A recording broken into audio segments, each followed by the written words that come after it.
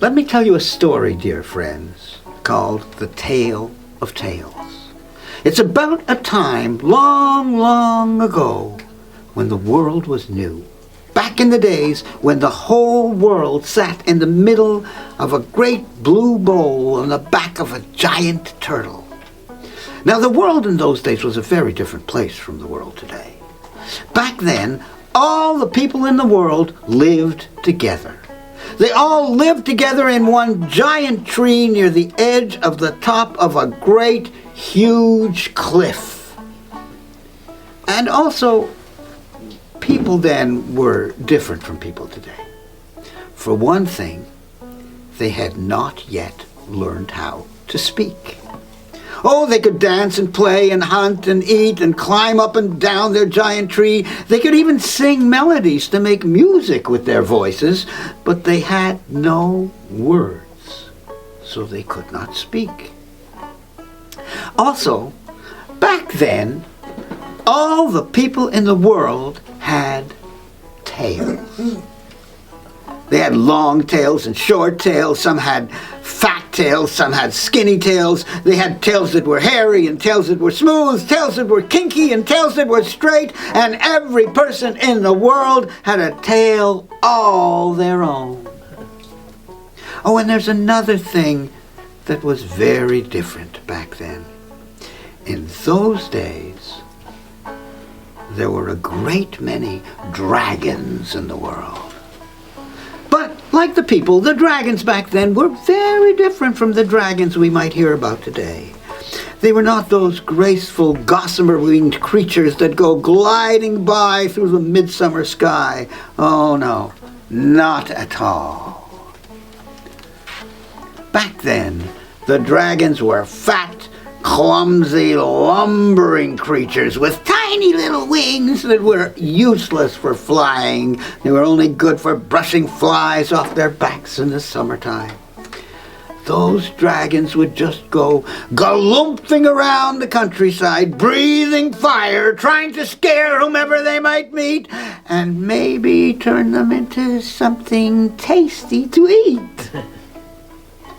But the dragons in those days were not very smart.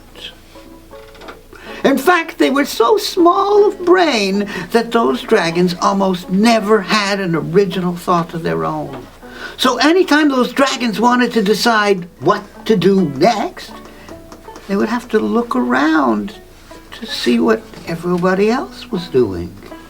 And then they would do that, whatever it was. But every time those dragons started doing something, they would have a terrible time stopping doing it.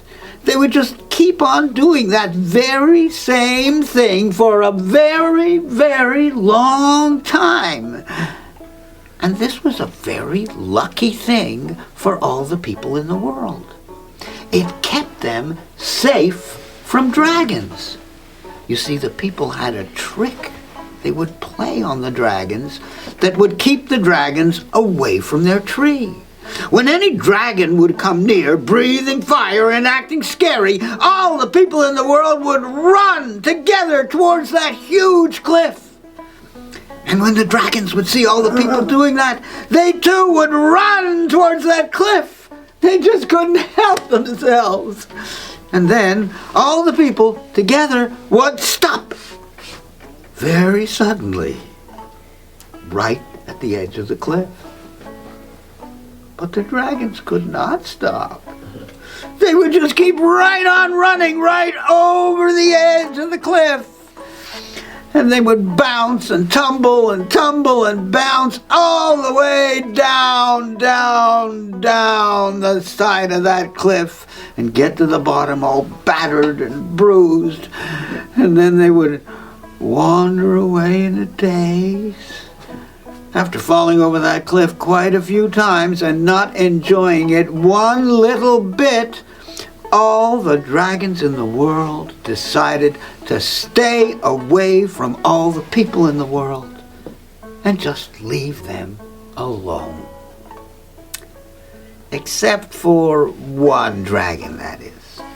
There was one dragon that would just not leave the people alone. No matter how many times it fell over that cliff, it kept coming back because the people had something that belonged to that dragon, something precious that it really wanted to get back. The people had stolen that dragon's flame, and they kept it in a shallow fire pit right at the foot of their tree. And every evening at sunset, all the people in the world would gather around that stolen dragon flame to keep themselves warm in the chill of the night. And without warning, day after day, or even at night with all the people gathered around it, the dragon would come to try to get that flame back from them. But when that dragon would arrive, all the people in the world would jump up and run together towards that great high cliff to trick the dragon into falling over it. And time after time, that dragon would fall over that cliff, tumble and bounce to the bottom, pick up its bruised and battered self and dust itself off and wander away. And then the dragon and the people would do it all over again the next time. This went on for years and years and years, until one night, under a full moon, something changed. It was late on that long moonlit night, and all the people in the world had just finished having a huge dance party. They had all danced wildly around almost the whole night through, until none of them could dance even one step more. They were so tired that they could hardly even stand up. In fact, they all soon fell into a deep, very, very deep sleep. When the dragon arrived a little later, not even one of the people was still awake. No one heard that dragon coming or saw the dragon sneaking up and circling around them so that it stood between them and the cliff. The people just slept and slept and slept. No one saw the dragon raise up its great clawed paw, getting ready to reach down and grab the flame and stuff it back into its mouth. Or maybe to reach down and grab some people to gobble them up. And still they slept. No one woke up while the dragon just stood there, scratching its head, deeply puzzled, waiting for someone to show it what to do. Grab the fire or grab the people? With one great clawed paw stretched up to the sky, the dragon tried its best to think, but no thoughts came. The confused dragon became very frustrated, and it let out a mighty roar.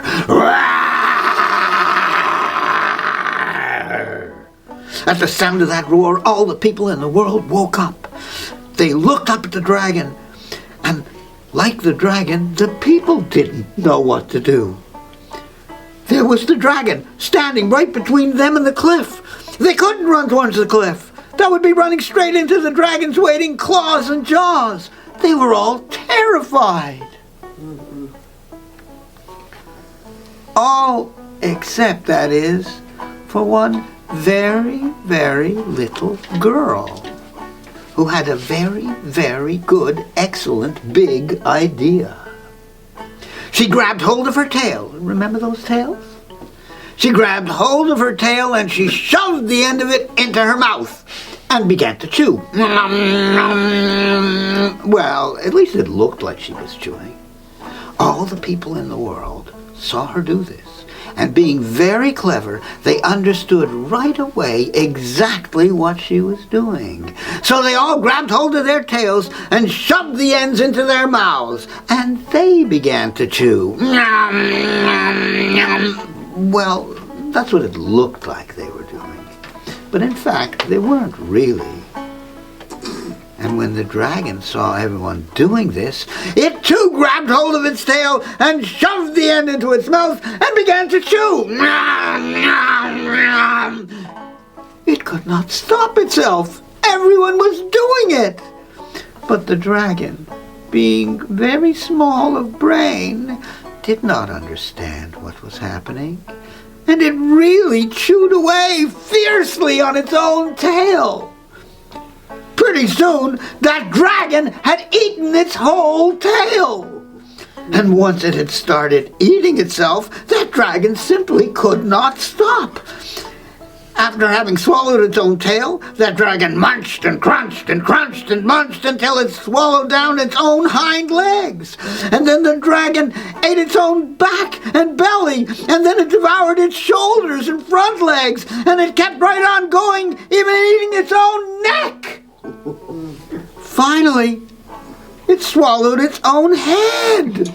And with that, it simply disappeared. All the people in the world were astonished. Their mouths dropped open in shock. And when their mouths opened, out fell all those tails. All those wonderfully different tails. But they came out all changed. Instead of tails of fur and flesh, they had been transformed into tails of words. And those tails of words passed from the mouths of each of them into the ears of each of the others. And then from the ears of those others into their own mouths. And then out into more ears.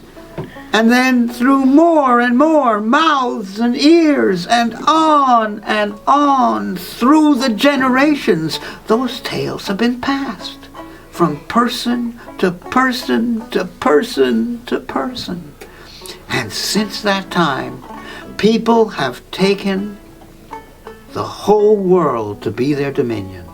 And everywhere they've gone, they've taken those ancient tales with them and passed them from one to another.